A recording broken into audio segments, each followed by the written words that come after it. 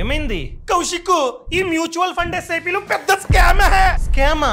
ఏ చెప్పేది సరిగ్గా విను. మనం కనుక ప్రతి మంత్ 10,000 మంచి మ్యూచువల్ ఫండ్స్ లో ఆగకుండా 30 years పాటు ఇన్వెస్ట్మెంట్ చేసి మనకి కనుక యావరేజ్ గా 12% రిటర్న్స్ జనరేట్ అయితే మన చేతికి 30 years తర్వాత ఎంత వస్తుంది? ఎస్ఐపి క్యాలిక్యులేటర్ ప్రకారం చూసుకున్నట్లయితే 3 కోట్లు.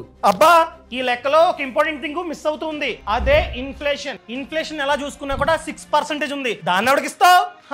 నిజమే, అది ఇదే క్యాలిక్యులేషన్ 6% ఇన్ఫ్లేషన్ ని కన్సిడర్ చేసి లెక్కేస్తే అసలైన వాల్యూ అనగా ఇన్ఫ్లేషన్ అడ్జస్టెడ్ వాల్యూ చూసుకున్నట్లయితే 61 lakhs.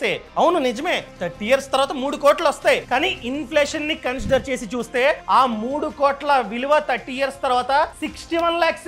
అసలు దీనికి సొల్యూషన్ ఏంటి? అందుకనే నేను చెప్తూ ఉంటా, ఎప్పుడు కూడా ఎస్ఐపి చేయకండి, స్టెప్ అప్ ఎస్ఐపి చేయండి అని చెప్తూ ఉంటా. ఒకవేళ నువ్వు కనుక ఎస్ఐపి కాకుండా స్టెప్ అప్ ఎస్ఐపి ని చూస్ చేసుకొని ప్రతి ఇయర్ నీ ఇన్వెస్ట్మెంట్ ని అనగా నీ ఎస్ఐపి అమౌంట్ ని 15% పెంచుకుంటూ పోతున్నట్లయితే 30 years తర్వాత నీ చేతికి 16,70 లక్షలు వస్తాయి. అది ఇన్ఫ్లేషన్ అడ్జస్ట్ కాకుండా. మనం కనుక 6% ఇన్ఫ్లేషన్ ని అడ్జస్ట్ చేస్తే అది 3 కోట్లతో సమానం. లెక్క సరిపోయింది కదా? ఇంతకు ముందు 3 కోట్లే, ఇప్పుడు 3 కోట్లే. సో నార్మల్ ఎస్ఐపి కాకుండా స్టెప్ అప్ ఎస్ఐపి చేసుకో. అర్థమైంది? ఎక్కువ పిండి ఉంటే ఎక్కువ చపాతీలు వస్తాయి, అంతే కదా? Thank you.